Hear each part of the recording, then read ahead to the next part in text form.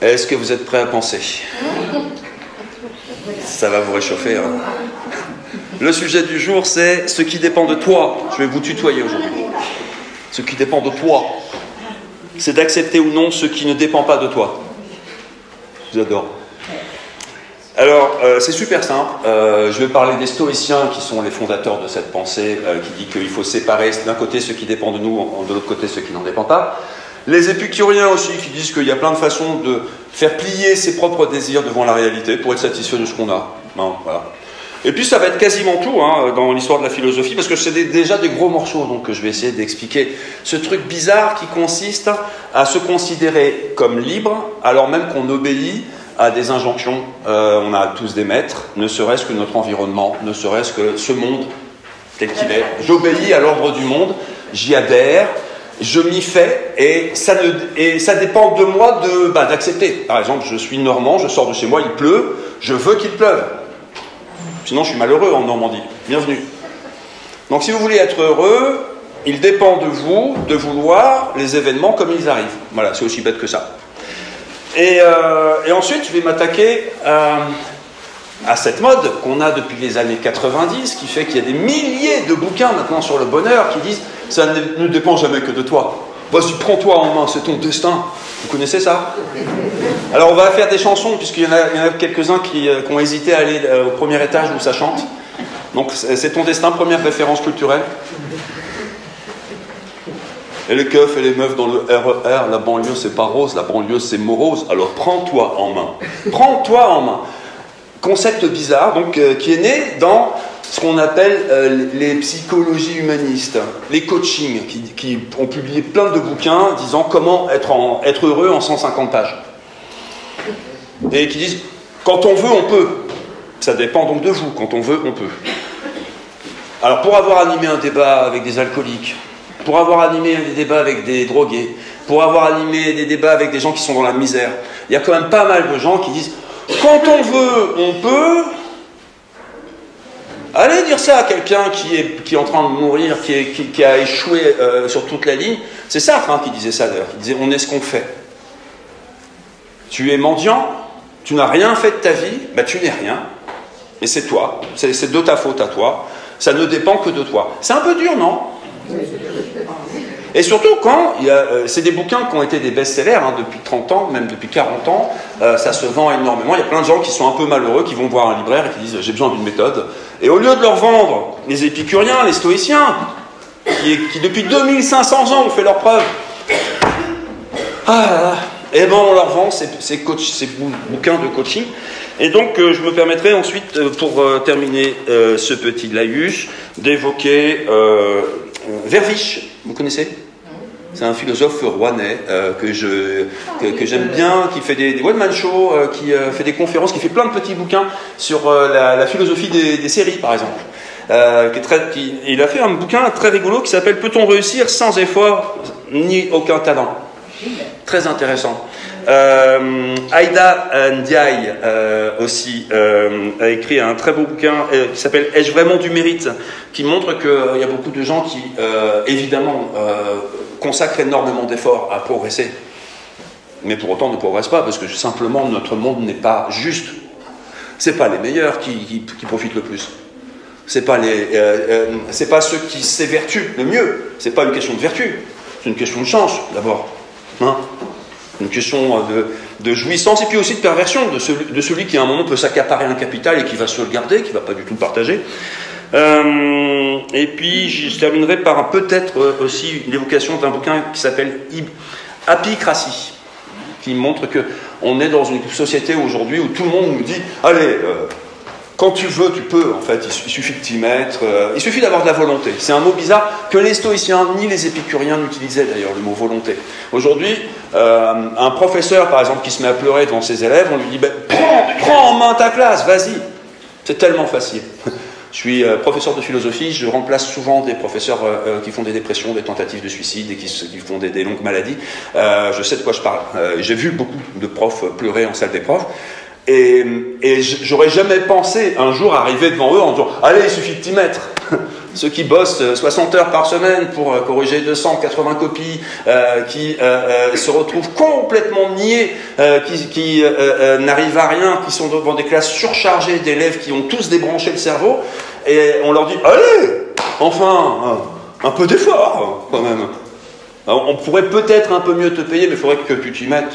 Hein, quand même, il faudrait... » Bon, pardon, avant tout ça, donc je reviens à mes anciens. On commence par une évocation de l'histoire de la philosophie d'abord. Je présente un peu les stoïciens, je vais essayer de le faire très rapidement parce que c'est énormissime, il y a toujours énormément de choses à dire. Alors, il y a plusieurs stoïcismes. L'ancien stoïcisme, la fondation première, c'est Zénon. Alors, il y a plusieurs Zénons. Moi, c'est Zénon de Citium. Citium, c'est une cité à Chypre. Quand même, cet homme est né dans une île paradisiaque. Je ne sais pas si vous êtes déjà allé à Chypre. C'est un endroit où vous pouvez cueillir des oranges. Il y a des temples partout encore aujourd'hui. À l'époque, c'était merveilleux. Encore plus, les dieux habitaient là, quoi. C'était merveilleux. Et puis, il s'est retrouvé à Athènes parce qu'il voulait rencontrer des grands sages. Et il a rencontré plusieurs cyniques, notamment, qui lui ont appris à penser d'une façon... comment dire ça? Les cyniques étaient reconnus pour réussir des grands concours de vannes. Vous connaissez Bafi? Ouais. C'est sanglant, c'est-à-dire qu'ils n'arrêtent pas de se moquer les uns des autres d'une façon outrageuse et ils mettent à l'épreuve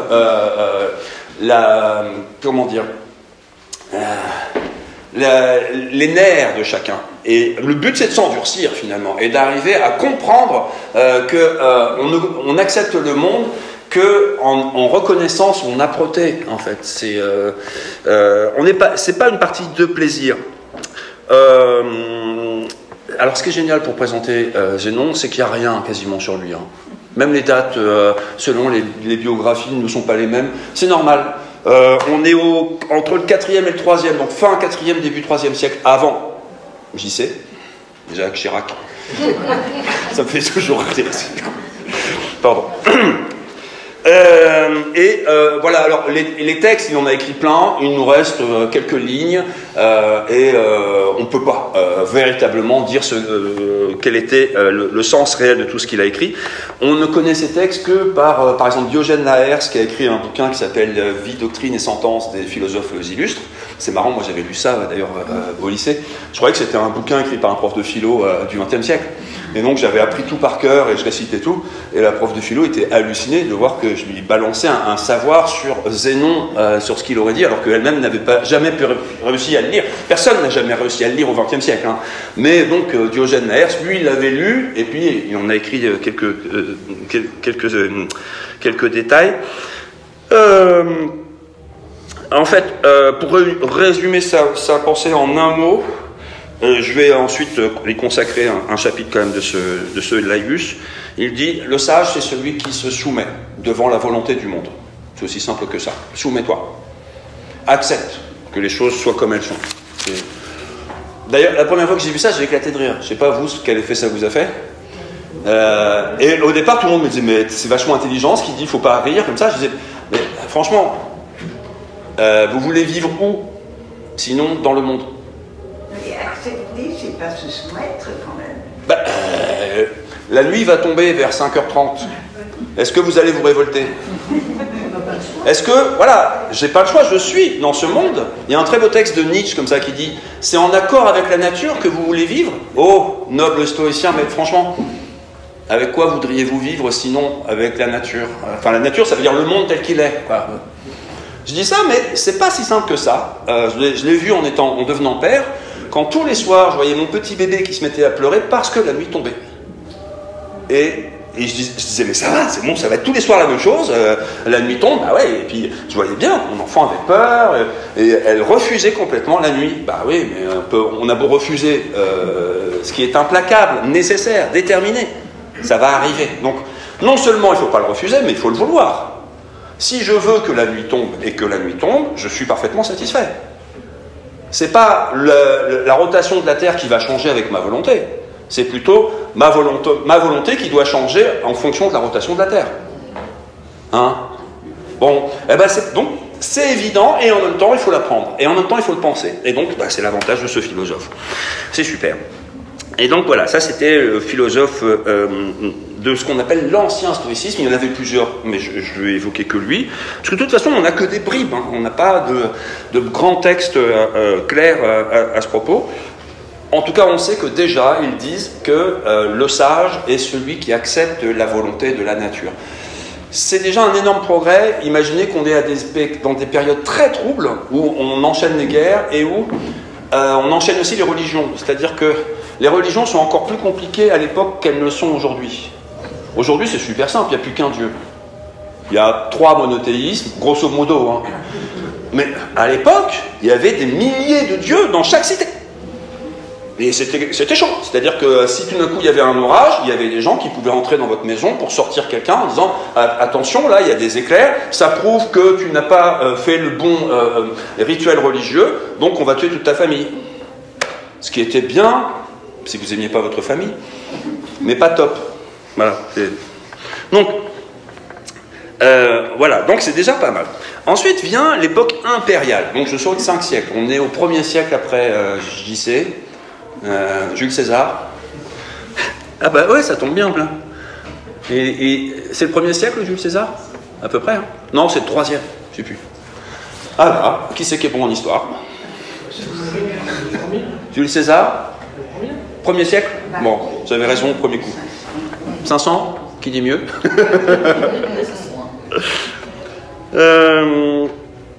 Ah non, oui, 1er siècle après Jésus-Christ, il y a Sénèque. J'ai hésité. Sénèque, il y a beaucoup maintenant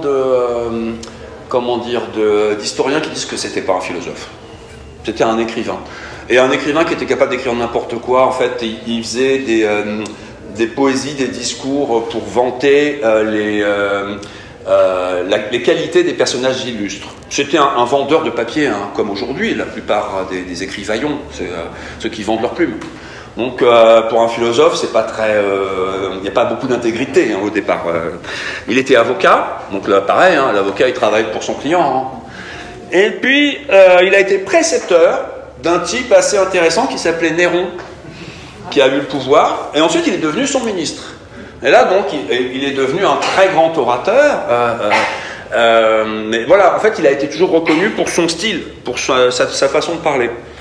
Mais évidemment, il a cité beaucoup de penseurs stoïciens, puis il a des très très belles phrases que je vais utiliser un petit peu. Alors le plus important, je le présente maintenant, c'est Épictète, 1er siècle après Jésus-Christ aussi. C'est un esclave. Il a été vendu à Rome à un homme très cruel qui va le torturer. Et là déjà, en pratique, c'est très important, la philosophie stoïcienne est une philosophie pratique. C'est pas une philosophie qu'on étudie pour avoir des points dans un examen.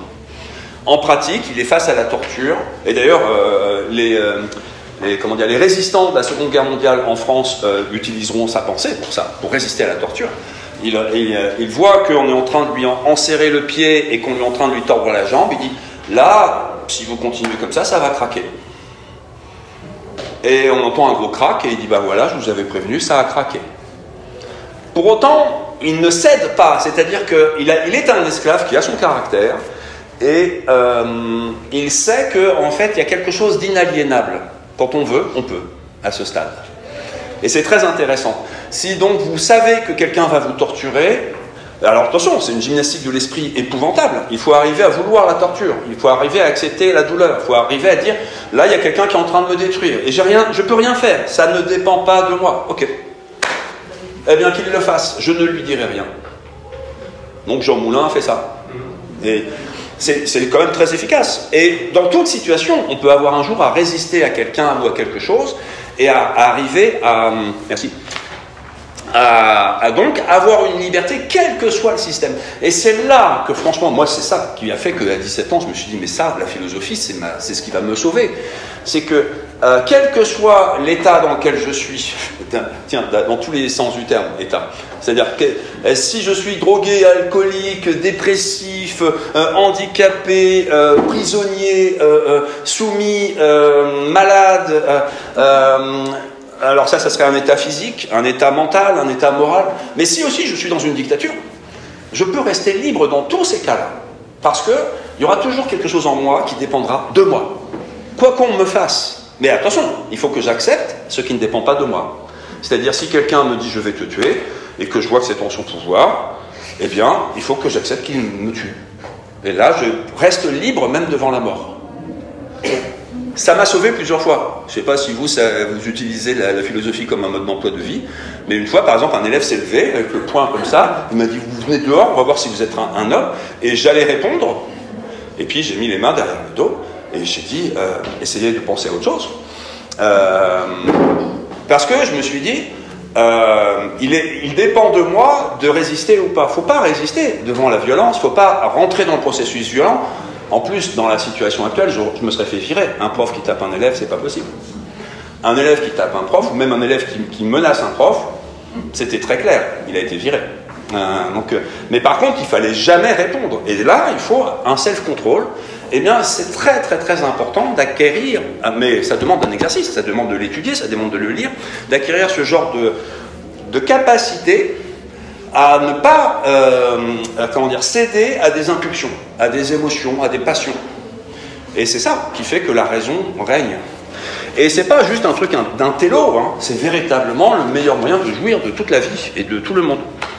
Donc Épictète va se retrouver libéré. Alors moi je croyais que c'était parce qu'il avait converti son maître, mais c'est pas le cas, a priori. Mais là aussi les traces sont encore floues, hein. On est au 1er siècle après Jésus-Christ. Non, pardon. Ouais, je suis, ouais. 1er siècle après. Et il a été, son maître est mort. Et on a viré de Rome tous les esclaves qui étaient affranchis.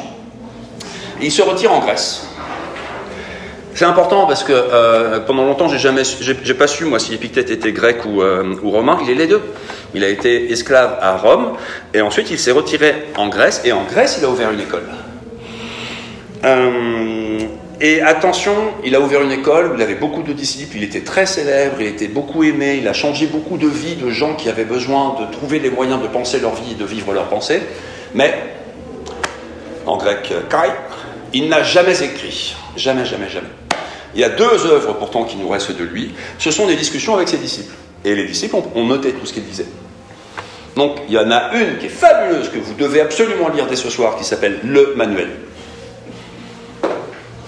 Et alors ce qui est marrant, c'est que c'est la première fois qu'une œuvre d'ailleurs s'appelle comme ça. Et alors moi au départ je croyais que ça venait simplement du fait que c'est un truc qui fait 10 pages, le Manuel d'Épictète. Mais vraiment, enfin 10 pages de ça, hein. Donc là c'est écrit petit. 10 pages de Pléiade. Ouais,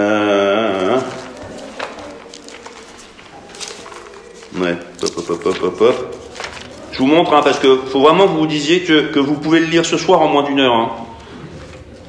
Bon, moi je l'ai lu et relu, quasiment tous les ans de toute ma vie, et ça m'a changé ma vie, vraiment.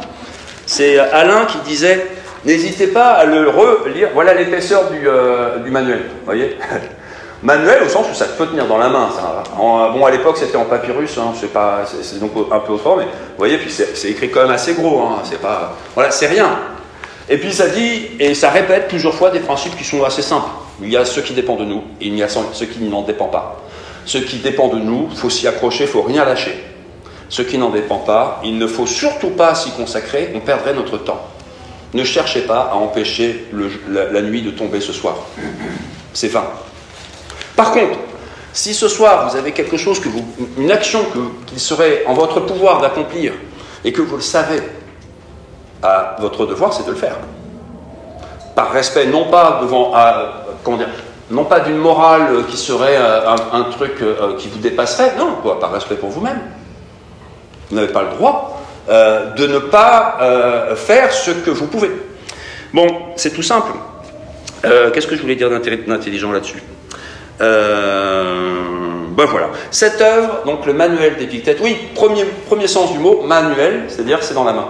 Et en fait, j'ai découvert que c'était un synonyme. Il y a deux mots, je ne sais pas comment on dit ça, il y a 2 sens à ce mot grec, que j'ai pas là, je crois pas. Le deuxième sens, c'est poignard, je regarde si c'est bien ça, poignard. Et c'est très important parce qu'on est armé avec le manuel d'Épictète. C'est-à-dire que ça permet de mieux concevoir chaque événement comme une aubaine. Imaginez que vous arrivez quelque part et que vous êtes armé, vous pensez que vous avez de quoi négocier quelque chose. Eh bien, le manuel d'Épictète est une arme que beaucoup de personnes ont utilisée depuis quand même plus de 2000 ans. 2000 ans à peu près maintenant. Ouais. Donc depuis 2000 ans, ça a changé beaucoup de vies. Il y a un autre texte qui est un peu plus important, ce sont les entretiens. Donc là, ce sont quelques dizaines de pages, peut-être même quelques centaines. Ah ouais. Les entretiens, donc voilà, les entretiens d'Épictète, c'est plus épais comme ça. Et là, c'est des entretiens donc avec ses disciples qui ont noté énormément de questions, énormément de réponses. Et c'est lumineux également, mais c'est un peu plus brouillon. Le manuel d'Épictète, c'est vraiment un résumé de toute sa doctrine. Et c'est très efficace. Les entretiens, il nous en reste 4 livres. C'est les 4 premiers livres de quelque chose qui a priori était beaucoup plus grand que ça encore. Mais c'est tout. Et ces 2 œuvres-là ont changé toute l'histoire de la philosophie, et même toute l'histoire politique, toute l'histoire morale. Et c'est peut-être à cause d'eux, d'ailleurs, qu'on a autant de bouquins sur le bonheur aujourd'hui. Mais c'est important parce que, en fait, aujourd'hui, il y a 2 sortes de philosophes. Il y a des philosophes qui s'évertuent à penser des concepts et qui disent qu'ils sont des boîtes à outils pour forger des nouvelles notions, et qui publient sans arrêt des nouveaux bouquins sur des nouvelles notions avec des nouveaux mots qu'ils inventent en disant je vais créer un nouveau courant, etc. Et puis il y en a simplement qui disent moi je voudrais juste penser un peu mieux ma vie. Et en fait mon premier but c'est un but pratique, simplement moins souffrir, simplement exister, simplement aimer cette personne que je suis et ces jambons qui sont autour de moi. Déjà quand je dis jambon, il y a déjà un pli stoïcien que je prends. C'est-à-dire que je vais qualifier de bon mon entourage parce que ça se passe mieux comme ça. Ah ouais. Est-ce que, par exemple, les règles de politesse sont de l'ordre du devoir, car je dois être aimable pour être aimé. Point. Je ne me pose pas de la question de mon honnêteté intellectuelle, de la justice, de grandes notions qui seraient abstraites. Les stoïciens ne sont pas du tout dans l'abstrait, ils sont toujours dans le concret, et c'est très important ça. C'est ce que j'ai découvert d'ailleurs en préparant cette conférence, que je ne savais pas. Donc merci, grâce à vous, je progresse. C'est important, hein. En fait, souvent, je ne progresse pas pour moi, mais pour les autres. C'est important aussi de comprendre ça, c'est-à-dire que je ne me fais du bien que pour en donner. Je vais vous poser une question. Oui. Parce qu'on voit à la télévision, il y a des gens, on les présente comme des philosophes. Ouais. Une grande majorité de gens maintenant sont devenus des philosophes. Mais on se base sur quels critères pour dire, bon, ben, ce monsieur c'est un philosophe, cette dame c'est un philosophe. C'est ambigu. Souvent, ce sont des professeurs de philosophie, mais en fait, la plupart des professeurs de philosophie disent enseigner la philosophie, ça n'est pas philosopher. Moi, quand j'enseigne la philosophie, je raconte l'histoire de la philosophie. Je suis un raconteur d'histoire. Un philosophe, normalement, c'est quelqu'un qui aime la sagesse, et moi, j'ai envie de dire que les plus grands philosophes que j'ai rencontrés, c'était en maternelle. Parce qu'ils osent dire ce qu'ils pensent, ils osent penser ce qu'ils disent. C'est pas du tout le cas après. Par exemple, là, j'ai beaucoup travaillé sur la mort. Les enfants de 3 ans, quand on fait un débat sur la mort, dès le départ, ils disent « c'est quoi la mort ?» Avec des adultes, c'est seulement au bout d'1 ou 2 heures de débat qu'au bout d'un moment, il y a quelqu'un qui dit « mais qu'est-ce qu'on entend vraiment par la mort ?» Ça fait 2 heures qu'on échange des grandes citations, des belles idées sur la mort, mais on ne sait même pas ce que c'est. Puis tout d'un coup, on s'aperçoit qu'on ne sait même pas de quoi on parle. Un philosophe, c'est quelqu'un qui sait qu'il ne sait pas, d'abord.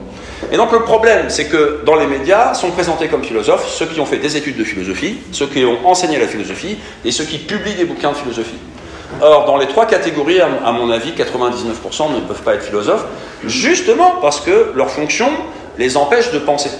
En fait, si vous avez un bouquin à publier, il y a un éditeur qui vous donne un critère, vous répondez à une commande, en fait. Si vous faites un cours, vous faites une formation qui est dans le cadre dans un cadre qui vous a été donné. Et par contre, un enfant de 3 ans qui tout d'un coup dit est-ce que, en fait, quand on dit qu'on a peur de la mort, est-ce que c'est vraiment de la mort dont on a peur? Est-ce que c'est pas de vivre autre chose qui serait pire? Est-ce que finalement la mort donc ce que ceux qui ont peur appellent la mort, ça serait non pas la simple cessation de la vie, mais ça serait une nouvelle vie en enfer, par exemple, quelque chose qui serait terrible, mais une vie. Et de fait, ça ne serait pas la mort. Et voilà. Un philosophe, c'est quelqu'un qui ose réfuter ses propres préjugés sans arrêt, sans arrêt, sans arrêt. et ça faut un courage intellectuel inouï. Et de toute façon, c'est pas possible dans les médias. Les médias vous invitent, par exemple en ce moment, les derniers philosophes que j'ai vus, j'en ai vu d'ailleurs plusieurs dans les réseaux là qui disaient hey, les copains, est-ce que j'y vais?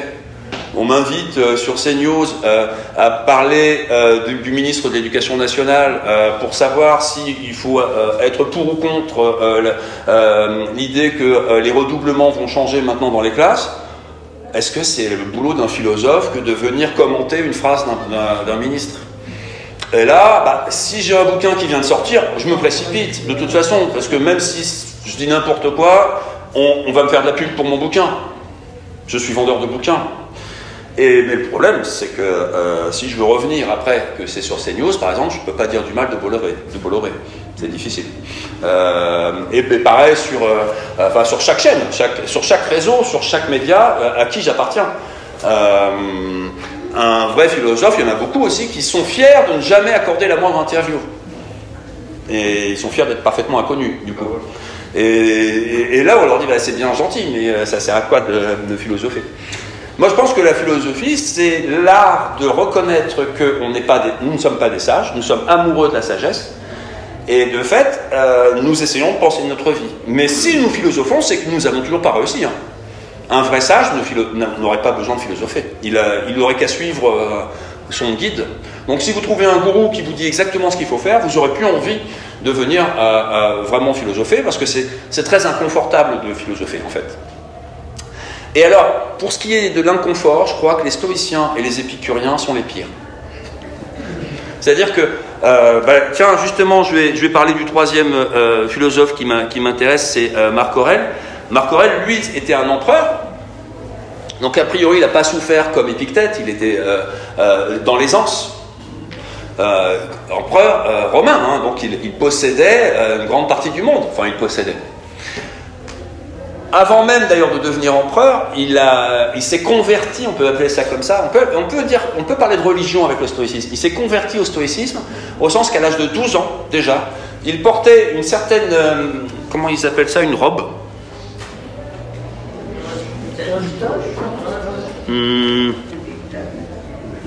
Ouais, ça doit être ça.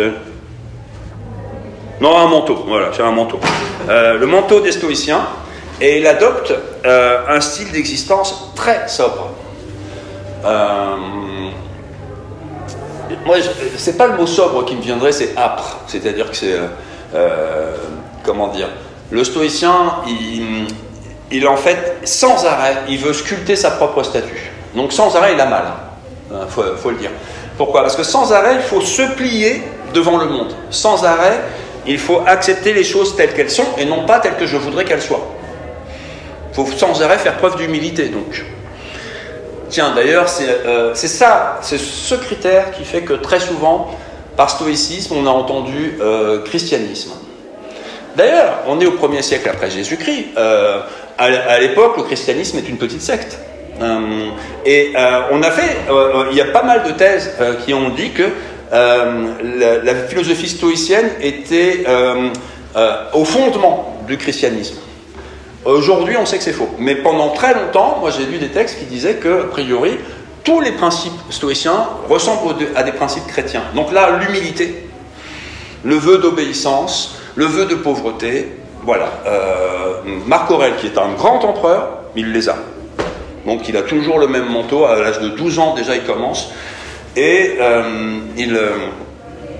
il va avoir un courage exceptionnel pendant qu'il va être empereur, parce qu'il va y avoir des guerres inouïes. Donc, quasiment toute son existence, il va la passer les fesses sur un cheval, parce qu'il va parcourir son immense domaine pour aller sans arrêt faire respecter les frontières, et aussi pour gérer un empire avec énormément de langages différents, énormément d'us et coutumes différents.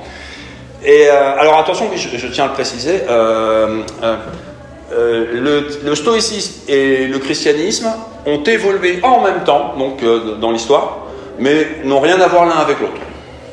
Ils ont même pu s'opposer. Marc Aurèle lui-même a fait condamner à mort des chrétiens parce qu'il y avait une loi qui disait que dans tout l'Empire, il fallait respecter les dieux de la cité. Et donc il y a des chrétiens qui n'avaient pas respecté cette loi, ils ont été condamnés à mort.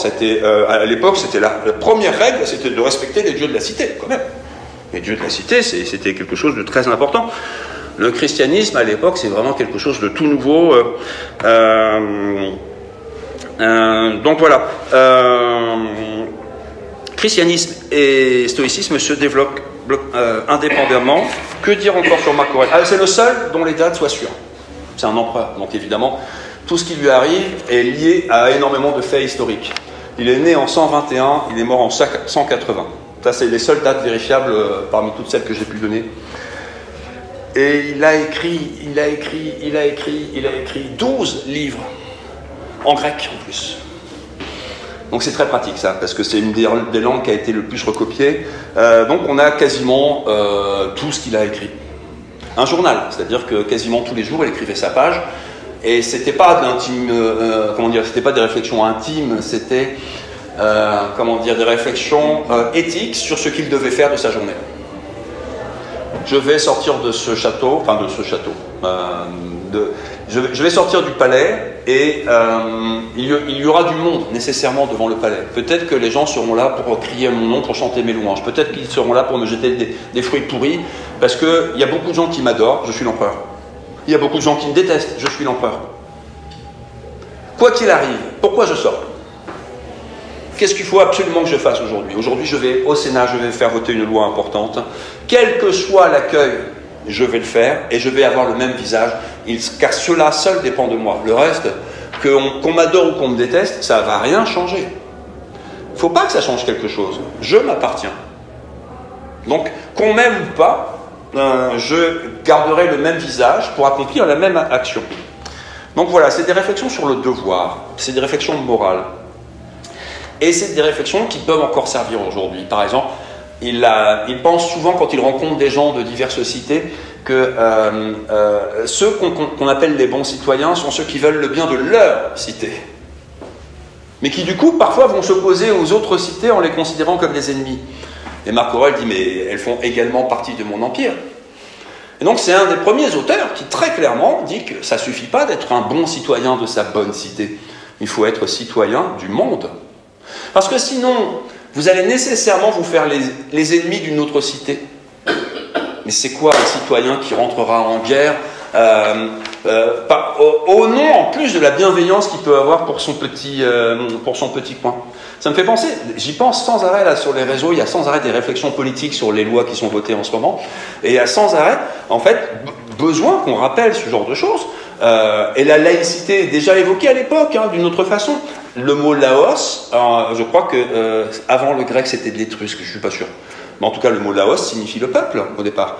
Et donc, le peuple, c'est pas tel quartier contre tel quartier, c'est tous les citoyens. Et c'est là que c'est laïque, au sens où on ne va pas regarder la religion, le sexe, l'âge, la nationalité, la couleur de chacun. En théorie. Évidemment, en pratique, c'est un peu difficile. Donc, voilà. Dernier grand stoïcien, c'était Marc Aurèle. Après lui, il n'y aura aucun grand nom. Même si, attention, la philosophie stoïcienne est une des philosophies qui restent les plus vivaces aujourd'hui. C'est assez dingue de voir, je suis toujours épaté de voir ça, il y a beaucoup de gens qui ont le manuel d'Épictète à côté de leur livre de prière, par exemple, quelle que soit leur religion, et beaucoup d'athées aussi qui ont le manuel d'Épictète. Si c'est pas sur leur table de chevet, c'est pas loin. C'est vraiment un livre qu'on emmène sans arrêt. Et moi, je dirais en plus, rachetez-le sans arrêt. Parce que tous les ans, il y a une nouvelle traduction, et tous les ans, c'est encore meilleur à lire. Ça change, ça fait du bien. C'est Alain qui avait trouvé une belle formule, il disait « rachetez l'esclave ». Rachetez l'esclave. Bon, alors, Marc Aurèle, il est plus difficile à lire que Épictète, au sens où Épictète, ses disciples ont condensé toute sa pensée pour qu'elle marche avec n'importe qui, n'importe quand, n'importe comment. Donc moi, ça marchait quand j'étais ado, et ça marche encore maintenant que je commence à être un vieux monsieur. Ça marche avec les enfants, ça marche avec n'importe qui, n'importe où. Marc Aurèle, il y a des fois où on ne comprend pas, parce qu'il faut comprendre ce que c'était que le Sénat romain, il faut comprendre ce que c'était que telle guerre, que telle circonstance, etc.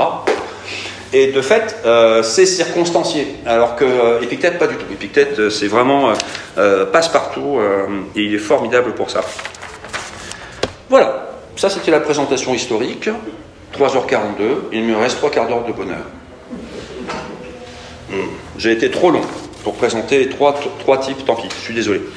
Maintenant, je rentre vraiment à fond dans le sujet. Qu'est-ce que ça veut dire qu'il dépend de moi de vivre en harmonie avec mon environnement? Zénon disait il faut vivre selon la nature.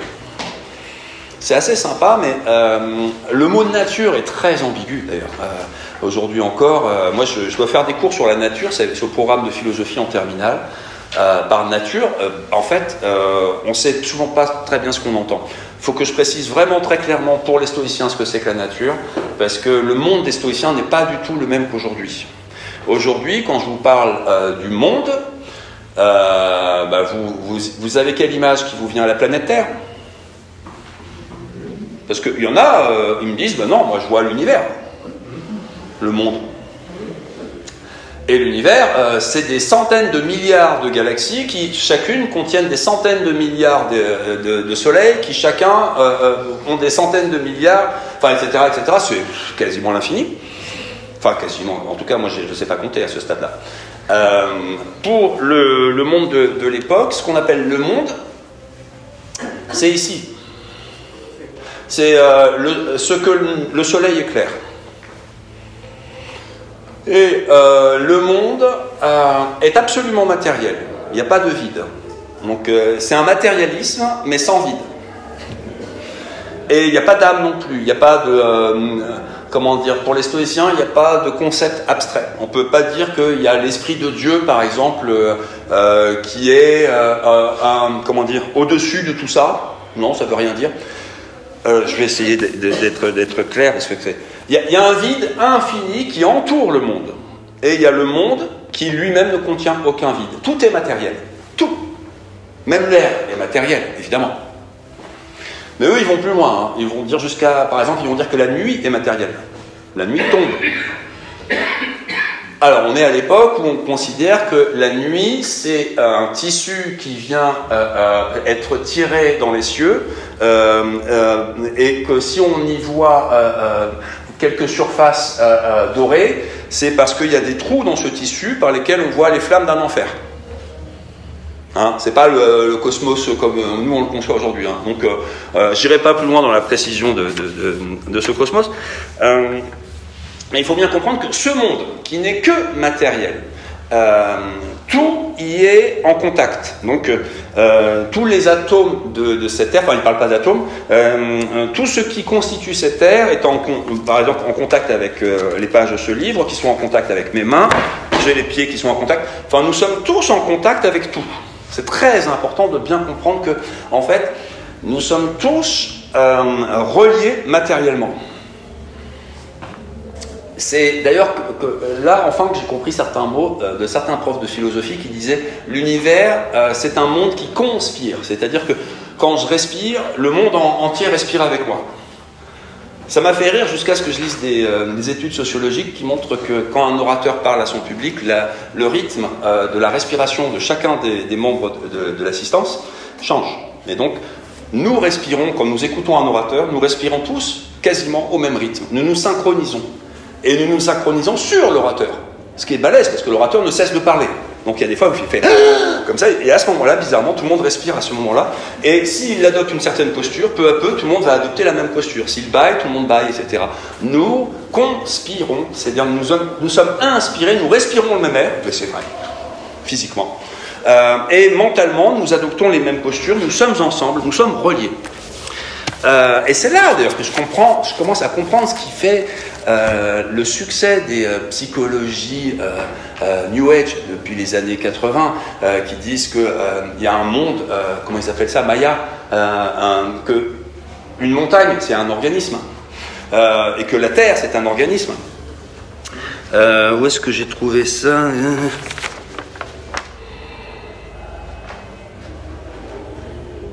Tout est corps. Tout le monde fait corps. Ça, c'est une expression que je trouvais pendant longtemps que je ne comprenais pas. Tout le monde fait corps. En fait,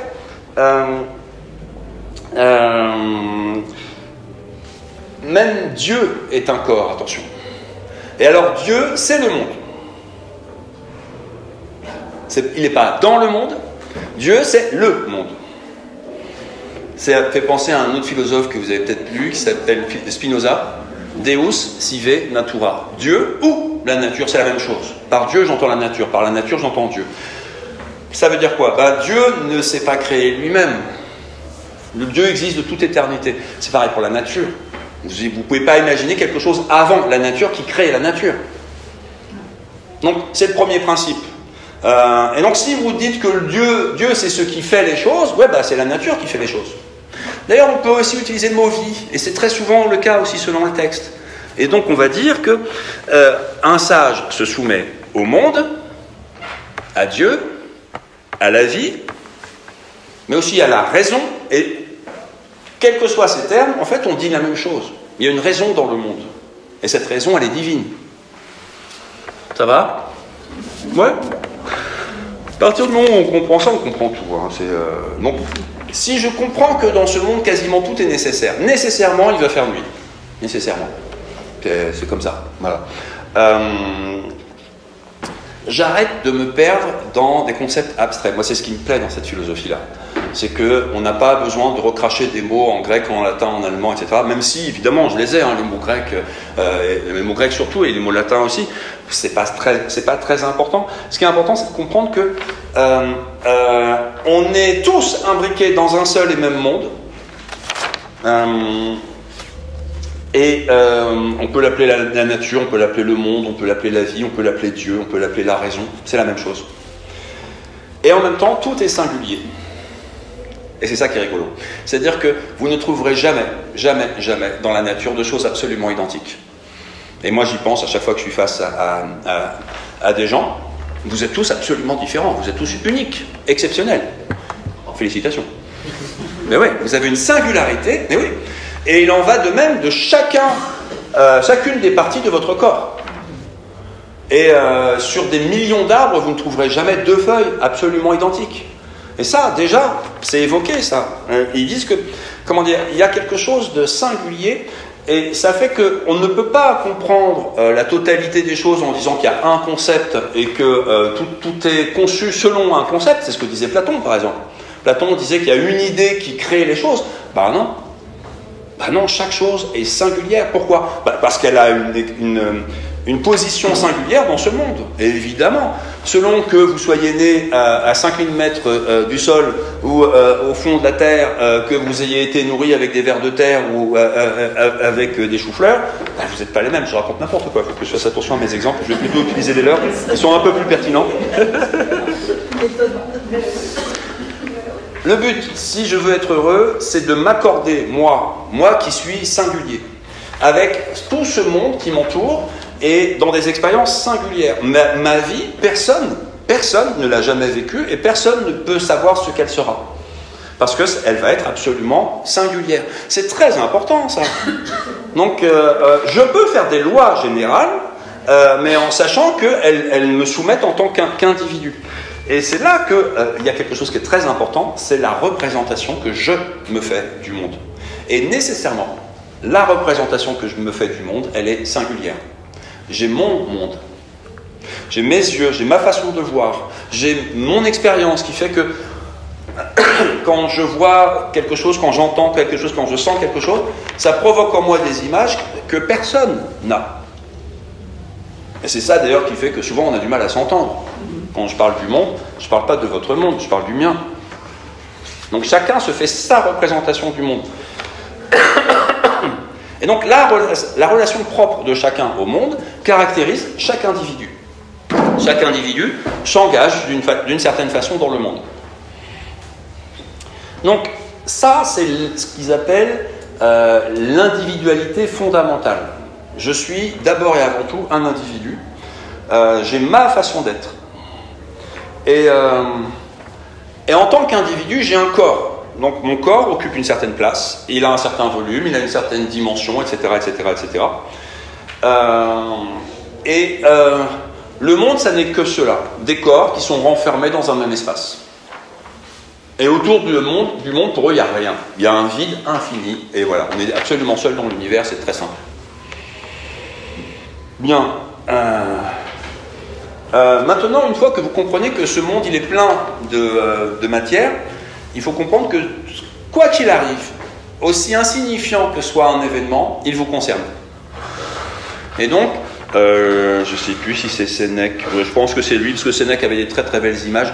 Il disait, si je verse une goutte d'eau, ou non, une goutte de vin dans l'océan, tout l'océan s'en retrouve changé. Et même tout le monde, puisque l'océan change le climat, etc., etc. Et donc tout a une influence. En ce sens-là, je commence à me sentir responsable du monde. Et je commence aussi à sentir à quel point je dépends du monde, évidemment. Je bois, je mange, je respire, je suis en relation avec ce monde. Je suis un corps, le monde n'est que corps, et donc je suis soumis aux lois du monde. J'ai une image présentée par Cicéron, mais c'est Zénon qui l'avait donnée. Donc, encore une fois, on n'a aucun écrit quasiment de Zénon. Est-ce que je vous la lis? Non, je vais aller vite, parce que là, c'est chaud. J'ai pas encore lu un seul passage. J'ai au moins 10 passages que je voulais vous lire. Cicéron, Zénon, il dit... la représentation, c'est une main tendue. Donc ça, c'est ma façon à moi de me représenter le monde. C'est spontané, c'est-à-dire qu'un enfant, même à la naissance, avec ses 5 sens, déjà commence à avoir une certaine image. C'est pas une imagination, c'est déjà comme de la pensée, donc c'est quand même plus ou moins adéquat. Imaginez un bébé qui ne trouverait pas le sein de sa mère. Il y a un moment où il faut qu'il ait une représentation adéquate, sinon ça ne marchera pas. Donc à un moment, il est sérieux, il comprend à peu près comment ça marche. Bon, ça c'est la représentation que je me fais du monde. Et ensuite, Zénon referme un peu les mains et il dit, ça c'est la compréhension. Cum prehendere, c'est-à-dire je commence à prendre les choses, à m'accrocher. Et d'ailleurs, c'est ce que font les bébés. Au départ, ils font n'importe quoi avec leurs mains, ils se font mal d'ailleurs, puis peu à peu, ils commencent à pouvoir saisir un objet. Compréhension. Je prends avec. Et ensuite, ma main gauche va choper ma main droite, qui a vraiment chopé les choses. Et là, il dit, ça c'est la science du sage, que très très peu de personnes possèdent, évidemment. Le sage, ça n'est pas le philosophe. Le philosophe espère un jour devenir sage, c'est-à-dire avoir chopé assez de choses du monde pour arriver à se faire une vision précise de ce qu'il a à faire dans ce monde. Le but du sage, c'est d'adhérer, de consentir, de s'engager à fond dans ce monde-là. Ça ne dépend que de lui. Et là, il va falloir qu'il s'y mette. Et donc, en fait, très très très clairement, il faut le dire tout de suite parce que c'est super simple. Quand on comprend adéquatement les choses, quand on a une explication claire et simple de toute chose, on ne peut que l'accepter. Si je vous dis que 1 plus 1 font 2, est-ce que j'ai besoin de vous demander si vous êtes d'accord? Vous êtes évidemment d'accord. Si je vous dis que 1 plus 1 font 3, vous êtes évidemment contre. Le monde, qu'est-ce que j'ai dit? Le monde, la vie, Dieu, la raison, ce sont des évidences absolues. À partir du moment où j'ai une représentation qui est adéquate, que je comprends, je ne peux que consentir, accepter que les choses sont ce qu'elles sont. Les choses sont ce qu'elles sont, vous êtes entièrement d'accord. Donc à partir de ce moment-là, évidemment, il dépend de moi de dire oui. Il faudrait être complètement idiot pour dire non. Oui au monde, oui aux choses telles qu'elles sont. Non, en fait, très concrètement, il y a beaucoup de gens qui se trompent. Et c'est le problème qu'on a. C'est pour ça que philosopher, c'est chercher à être sage en rationalisant, en cherchant les enchaînements des causes et des conséquences, c'est-à-dire les lois qui font que toutes ces choses sont dans une connexion nécessaire. Nécessairement, les événements doivent se succéder d'une certaine façon logique. Et à partir du moment où vous cessez d'être surpris par les événements, ou même vous vous y attendez et vous-même vous y collez complètement, ben vous commencez à être sage. Et ça fait du bien. C'est très désagréable. Je sais pas si ça... Moi, ce que j'aime, c'est les gags qu'on fait quand... je suis souvent avec des enfants, donc ils me le font. quand le monde n'obéit pas à mon attente. Je saisis une poignée puis elle ne bouge pas alors que je voulais rentrer. Et tout d'un coup, je suis effrayé parce que ça ne marche plus comme avant. Mais sinon, ça me rassure quand je vois que les choses sont toujours ce qu'elles sont, que la poignée de porte s'ouvre toujours de la même façon, etc. etc. C'est très important, ça. Donc, il n'y a pas de conflit entre l'homme et la nature. Il y a des conflits apparents. Par exemple, récemment, je vais vous parler de ma fille encore, parce que c'est mon sujet à moi en ce moment. Je l'ai emmenée au cinéma, et elle s'est mal installée, elle est tombée, et elle a buté sur le fauteuil devant. Elle a montré le fauteuil, elle m'a dit, il m'a fait mal, lui. J'ai dit, ah ouais, il est méchant. Elle a dit, méchant fauteuil, et elle a frappé le fauteuil. Là, donc un stoïcien dirait, elle se trompe en croyant qu'il y a une mauvaise volonté de la part du fauteuil. Mais elle fait ça en rigolant, maintenant, enfin j'espère. A priori, je sais que le monde n'est pas contre moi. Je le sais, mais sachez-le, à l'époque des stoïciens, c'était pas gagné. Vraiment, on pensait sans arrêt qu'il y avait des esprits méchants sans arrêt. Et encore aujourd'hui, moi je vois souvent des gens qui disent non, mais le monde ne m'aime pas. J'ai vu beaucoup d'enfants qui, quand ils tombaient, frappaient le sol. En disant tu m'as fait mal. Et vraiment. Et là, attention, les stoïciens dénoncent ça sans arrêt en disant eux, ils dénoncent le fait qu'il y avait des gens qui insultaient les dieux à leur époque. Des gens qui rentraient dans des temples et qui parlaient aux dieux en disant « Tu m'as pris mes enfants, mais ça ne va pas se passer comme ça. » Mais même si je suis, affligé par la perte de mes enfants, c'est quoi le comportement de quelqu'un qui dit « Allez, viens, Dieu, viens, si tu es un homme ?» Ben non, c'est pas un homme. Dieu, c'est le monde, d'abord. Aucun Dieu jamais ne répond. Quand vous provoquez un Dieu en disant « viens te battre », personne ne répond. Puisque Dieu, c'est le monde, c'est l'univers. L'univers tel que moi je le conçois, mais pas eux. Donc voilà. Il y a toujours, nécessairement, une harmonie entre l'homme et la nature. Nécessairement. La nature, d'ailleurs, nous fait agir d'une certaine façon. Aujourd'hui, on appelle ça le vitalisme, l'élan vital. C'est-à-dire que spontanément, tous les animaux vont tout faire pour subsister. Ben ouais. Ils n'ont pas besoin d'avoir lu Spinoza, Épicure et Épictète. Ils se disent, bah oui, là, tout d'un coup, il y a un danger, je ne veux pas mourir. Et je veux éviter la souffrance, et je veux améliorer mon existence, je veux persévérer dans mon être, dirait Spinoza. C'est-à-dire que je veux insister, je veux persister. Bon, mais est-ce que c'est je qui veux d'ailleurs? C'est la nature entière qui veut. Si encore on peut parler de volonté, hein. C'est un élan que nous avons en nous. Mais voilà, la science. Pour reprendre donc les propos du fondateur du stoïcisme, la science, c'est ce qui permet d'adhérer à l'ordre des choses. Donc si vous avez une bonne formation en physique, en chimie, en biologie, en astronomie, patati blabla, eh bien, vous n'avez pas peur quand vous voyez une éclipse. Vous ne priez pas quand il y a un éclair. Vous ne faites pas 10 rituels différents quand vous avez l'impression qu'il y a le diable qui est rentré par la cheminée. Vous savez ce que c'est que le vent, vous savez ce que c'est qu'une marée, etc. Comprenez. Vous prenez tout cela et vous émettez votre raison pour l'impliquer. Et donc si on vous dit que la marée sera haute à telle heure, eh bien vous voulez qu'elle soit haute à cette heure-là. Vous n'allez pas dire « ah ben non, ça ne m'arrange pas ». Voilà, ça serait idiot, ça serait... Alors, ils ne disent pas que c'est idiot, ils disent que c'est une erreur, tout simplement. On ne peut pas vouloir être contre la nature. C'est inconcevable. Alors, comment il le dit, Sénèque? La raison n'est pas autre chose qu'une part de l'esprit divin plongée dans le corps des hommes. La raison, elle est en moi. C'est-à-dire que je suis dans ce monde, je suis une des choses de ce monde, et le simple fait que je sois fait que j'ai une âme. Alors, par âme, on n'entend pas quelque chose d'immatériel. Ça distingue vraiment les chrétiens et les stoïciens. Les chrétiens pensent qu'il y a une âme qui est absolument spirituelle et qui n'a rien de matériel. Pour eux, l'âme est matérielle. Mais justement, nous participons de l'âme de Dieu. Nous faisons partie, il y a quelque chose de divin qui nous touche et qui fait que nous sentons que nous sommes vivants. Le monde n'est pas un objet inerte. Tout a une âme pour eux en fait. Et c'est la même âme qui traverse tout. En fait, quand je contemple le monde, je contemple Dieu. Donc le monde, c'est un être vivant, c'est un Dieu vivant. C'est difficile à comprendre dans notre culture chrétienne. En fait, surtout la culture chrétienne, puisque la culture chrétienne consiste à vénérer un Dieu mort, non? Ça me fait toujours rire. Hein? Ouais, mais quand même, dans les églises, on le voit un peu mort. un peu mort. Mais justement, la mort est bizarre, quoi. C'est... Pardon. Excusez-moi, hein, mon but c'est de vous choquer pour vous réveiller, c'est tout. Pour que vous soyez encore vivants, encore pendant 30 minutes.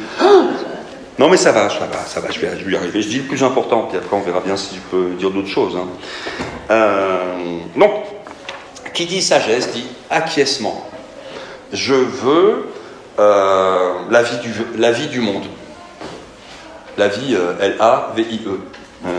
Je veux le déroulement des événements tel qu'il va avoir lieu, ou tel qu'il a lieu. Bah oui, je veux que les choses soient ce qu'elles sont. C'est fondé en raison, c'est rationnel, et en même temps c'est religieux. C'est balèze, hein? Une religion rationnelle. Alors j'ai vérifié, j'ai retrouvé que physis, qui signifie le monde physique. Physis. En grec, ça vient de phuein, qui signifie croître. C'est-à-dire que la physis, donc le monde physique, c'est un monde qui est en mouvement, mais pas du tout au sens où nous on l'entend, parce que nous on voit un vide glacé, froid, où il n'y a rien. Et il y a des astres qui dérivent dans le vide. Pour eux, c'est un phénomène de régénération vitale. C'est-à-dire que dès qu'on voit, d'ailleurs dans la Voie lactée, eux, ils voyaient quelque chose de l'ordre de... Alors je cherche les termes, je ne sais plus qui les a écrits. De l'insémination. L'insémination, la Voie lactée. Une éjaculation du Tout-Puissant. Pour prendre des mots un peu... La Voie lactée, ben oui. Eh ben, pour eux, c'est en fait, l'âme, c'est ce qui génère. C'est-à-dire ce qui génère non pas simplement les mouvements, mais la vie. Et donc, un spermatozoïde, c'est une âme. Alors après, je ne sais pas quelles images ils avaient de l'ovule à l'époque. Mais ils avaient l'idée quand même qu'un enfant, c'était les gènes du papa et de la maman, déjà. Hein. Donc, et que ça, c'est l'âme. Aujourd'hui, on dirait l'ADN. Donc, c'est quelque chose de très particulier. Chaque ADN est unique. Bon, là, il faut que j'arrête de plaquer le savoir d'aujourd'hui avec le savoir d'hier. Donc, non seulement le monde est divin, mais il est Dieu lui-même. Voilà. Le monde, c'est Dieu. Et la sagesse, c'est l'adhésion au monde. Donc, par adhésion au monde, on entend aussi une soumission à Dieu. Sauf qu'il y a un truc qui est génial, c'est que ça n'est plus un Dieu colérique, c'est pas un Zeus qui aurait un éclair à la main et qui surgirait du haut d'un nuage. Dieu, c'est le monde. Ça fait du bien. Donc, Dieu est compréhensible en langage mathématique, c'est ce que dira Galilée, Descartes. Descartes, qui est d'ailleurs un grand stoïcien, Descartes qui dit « J'ai voulu réformer mon esprit en lisant les stoïciens ». Comment il le dit? Je ne sais plus. Me vaincre plutôt que la fortune. Et changer mes désirs plutôt que l'ordre du monde. Je ne peux pas changer l'ordre du monde, il est là. Et je veux fonctionner d'une façon adéquate à ce monde. Ben oui, ça va de soi, donc je vais acquiescer. Et là, les stoïciens disent tous, acquiesce parce que de toute façon, tu as un destin. De toute façon, c'est écrit. De toute façon, en fait, par destin, ils entendent des lois nécessaires qui font que toutes les choses se déroulent d'une certaine façon. Ils ne disent pas qu'il y a un plan prévu par un Dieu qui aurait déjà organisé tout dans un certain but. Non, puisque Dieu n'est pas en dehors du monde. Dieu n'est pas en train de manipuler le monde. Dieu est le monde. Donc il y a un être vivant qui s'appelle le monde. Et à partir de là, on ne peut que vivre en harmonie avec lui. Voilà, bon, là j'ai été assez clair. Ça va ? Ouais, je commence à me répéter, donc ça veut dire que c'est bon. Maintenant, quel rapport avec notre vie d'aujourd'hui? Parce que là, je suis trop historien, là, j'ai été trop prof. Moi, je préfère penser le sujet. La question, c'était, est-ce que quand on veut, on peut? Moi, je trouve que c'est la plus belle des questions. Et surtout, est-ce que ce qui dépend de toi, c'est d'accepter ou non ce qui ne dépend pas de toi? On a un grand souci aujourd'hui, c'est arriver à distinguer ce qui dépend de nous et ce qui n'en dépend pas. Dépend-il de moi d'être aimé par...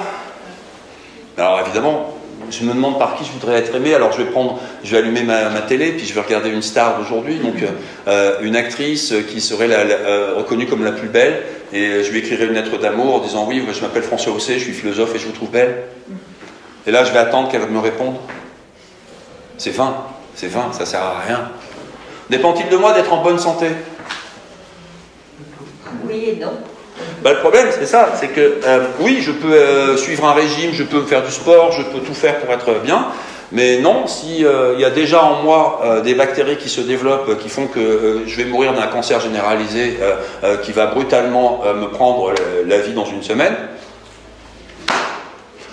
Aujourd'hui, dans notre civilisation, on dirait « adieu va ». Si Dieu le veut, il y en a même qui s'en réjouiraient, qui diraient Alléluia, Inch'Allah. C'est-à-dire que si c'est comme ça, ça doit m'arriver comme ça. Un truc que j'adore faire, moi, quand je dois animer des groupes, c'est de mettre chacun en groupe de 3-4, des éducateurs par exemple, et je leur dis vous avez un quart d'heure, racontez-vous le moment où vous avez fait preuve de votre incompétence, pour les obliger un peu d'humilité. Et là, il y en a qui pleurent, il y en a qui rigolent, mais tout d'un coup, ils disent « Oui, bah, c'est vrai, on m'a mis dans une structure. » Mais ça marche aussi avec les cadres dans les entreprises.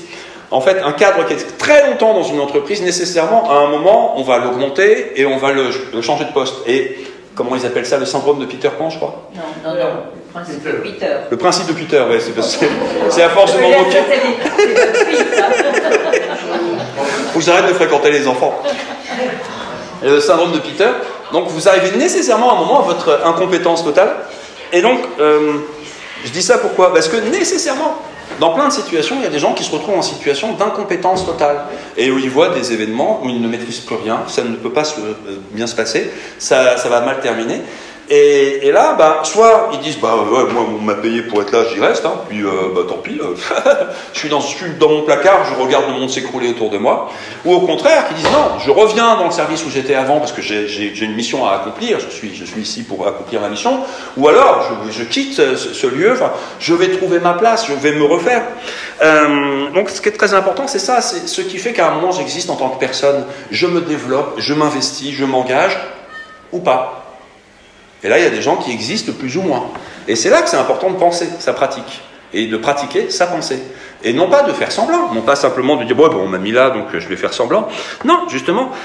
Et c'est là que, justement, les psys et les faux psys aussi disent qu'il faut travailler sur soi. Rien que penser ça, travailler sur soi, c'est-à-dire je me prends moi comme un objet et je vais travailler sur moi. Ben, c'est déjà ce que disaient les stoïciens, sculpte ta propre statue. Ou alors il faut se plier soi. Je peux plier un papier, je peux plier un objet. Mais c'est le problème aussi des scientifiques. Est-ce que l'humain est l'objet d'une expérience? Je ne peux pas mettre l'humanité dans une éprouvette. Et donc là il y a un problème. Se prendre en main, qu'est-ce que ça veut dire? Je ne peux pas prendre en main ma main. Et là, il y a un gros problème. Tous ceux qui veulent changer leur vie, s'ils sont honnêtes, à un moment se retrouvent face à ce paradoxe. En fait, est-ce qu'on peut changer? Il n'est pas certain qu'on puisse décider de faire de soi autre chose que soi. Déjà, rien que le dire, j'ai du mal. Faire de soi autre chose que soi. Donc, et c'est là que les stoïciens disent, mais le truc, et c'est là que la méthode, elle a fait ses preuves, ça fait des milliers d'années qu'elle est pratiquée, pour travailler sur soi-même, il suffit de s'y mettre. Et il faut s'y entraîner très régulièrement. Donc penser, je vais faire quoi aujourd'hui? Je vais faire quoi demain? Comment je vais faire pour ne pas dépendre des autres? Qu'est-ce qui dépend réellement de moi? Et justement, si ça dépend de moi, pourquoi je ne l'ai pas encore fait? Et c'est là d'ailleurs que c'est un bon truc aussi pour tous ceux qui comme moi, qui souvent travaillent au dernier moment. Il y a plein de passages fabuleux où le lecteur se retrouve engueulé, où on lui dit mais lâche ce livre, ça va, t'as assez appris maintenant, tu les connais les principes. Je crois que vous avez évoqué ça à la conférence précédente d'ailleurs. Ça suffit l'étude, maintenant passe à la pratique. Arrête de penser ta vie, t'as des choses à vivre, vraiment. Donc comment pratiquer? D'abord par le détachement, arriver à s'observer soi. Et surtout, éviter d'être dans la simple réaction, dans l'émotion, arrêter de penser à ma situation matérielle, par exemple, ça n'a aucun rapport. L'important, c'est pas ce dont je dispose, combien j'ai. Marc Aurèle a été un exemple hallucinant pour ça. À un moment, il y avait une contrée qu'il avait perdue, je ne pourrais plus vous dire dans quel espace-temps c'était, j'avais étudié ça il y a 30 ans, et il avait regardé le nombre de palais qu'il avait. Il avait regardé le nombre de biens qu'il avait. Et il avait dit, mais combien y a-t-il de métaux dans tous ces lieux-là? Vous me faites fondre tout ça, et vous me faites des armes. Vous me faites des armures, vous me faites des boulets, vous me faites quelque chose qui me permette de défendre cette contrée-là, parce que je ne peux pas laisser des gens se faire envahir comme ça.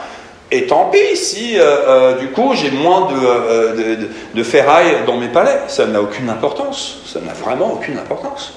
Et là, il le pensait pour de vrai. Ce n'était pas un air qu'il se donnait. Donc, le truc qui permet vraiment d'avancer et qui est très efficace pour un stoïcien, c'est de réaliser que le monde, c'est pas lui qui pose problème. Le monde, il est ce qu'il est. Le problème, c'est mon propre jugement. Donc, c'est ce que Épictète dit le mieux.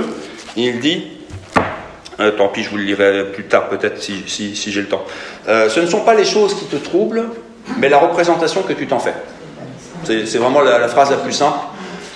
Et c'est très important. Et c'est en ce sens-là qu'on peut dire qu'ils ont beau sans arrêt de parler de destin, le destin, vous en faites ce que vous voulez. Donc, on voit ça sans arrêt. Moi, j'adore les histoires comme ça de... Comment il s'appelle celui qui a écrit « Au nom de tous les miens ». Il voit toute sa famille se faire tuer. Martin Gray. Il est fabuleux.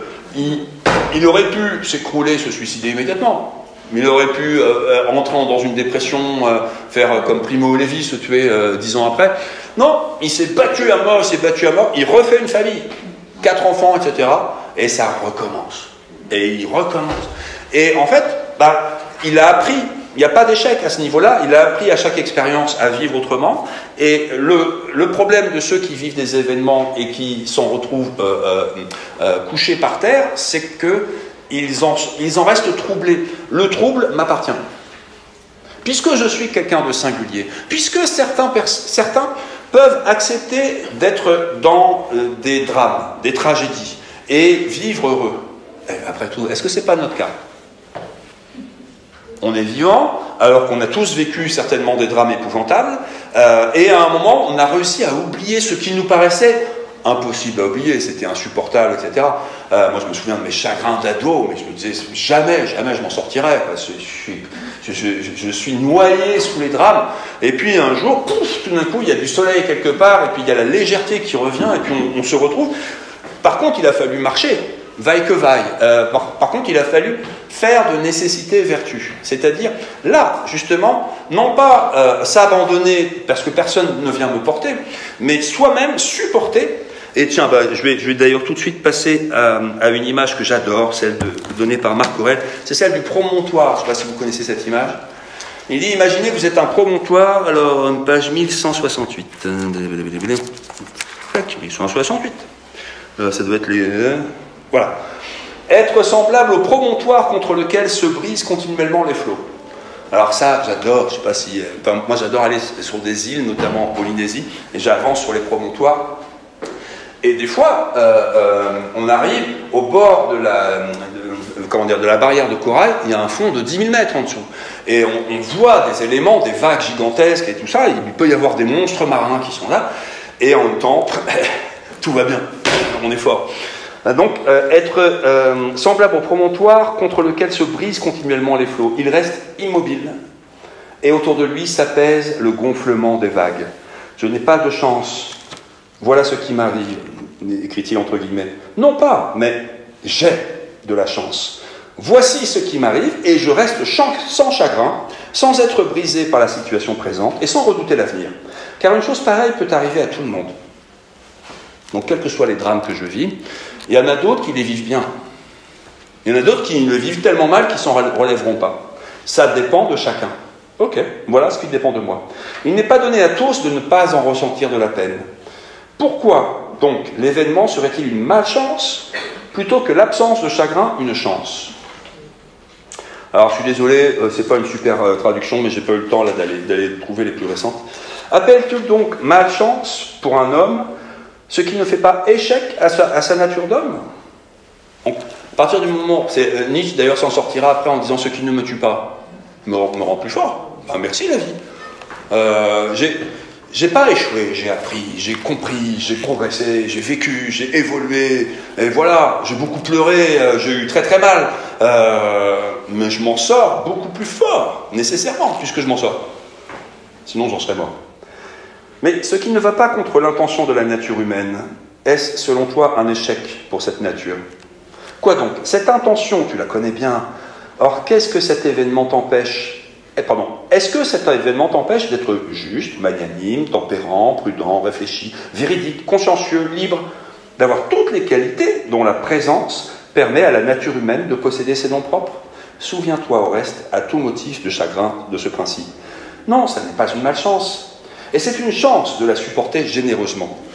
J'avais trouvé sur Internet un truc mieux que ça. Tant pis. Ouais, j'avais imprimé. Ceci n'est pas un revers, mais c'est un bonheur que de noblement le supporter. Donc, c'est là qu'on peut dire qu'il n'y a pas de destin, il n'y a que des façons de prendre les choses. Donc, il y a une énorme vague qui vous vient devant vous. Et là, j'adore regarder d'ailleurs les gens sur les plages. Il y en a qui tournent le dos à la vague et qui crient au secours et qui se mettent à courir vers la plage. Et eux, ils vont se prendre la vague dans le dos. Et souvent, d'ailleurs, ils sont roulés-boulés. Et là, s'il y a des galets, ils vont être assommés. Et puis, il y en a d'autres qui disent « Waouh, super, je peux faire du surf !» Non seulement, donc, je peux remonter sur la vague, mais en plus, je peux tenir comme ça. Et ils le font, hein. Je peux tenir comme ça et je m'amuse comme un fou. Et il y en a, moi, c'est mon cas, qui plonge dans la vague. J'adore, c'est incroyable. C'est un tourbillon. Et c'est beaucoup moins dangereux que de se la prendre en face ou de dos. Eh bien, la vague est-elle bonne ou mauvaise? Pour le surfeur, elle est fabuleuse. Pour la victime qui va attendre que ça lui tombe dessus, c'est peut-être la mort. Mais dans tous les cas, c'est moi qui vais prendre la vague et qui vais en faire quelque chose. Donc tout est là. J'avais un ami psy comme ça qui avait fait un bon bouquin. Où est-ce que je l'ai mis? René Sidelski, je ne sais pas si vous connaissez.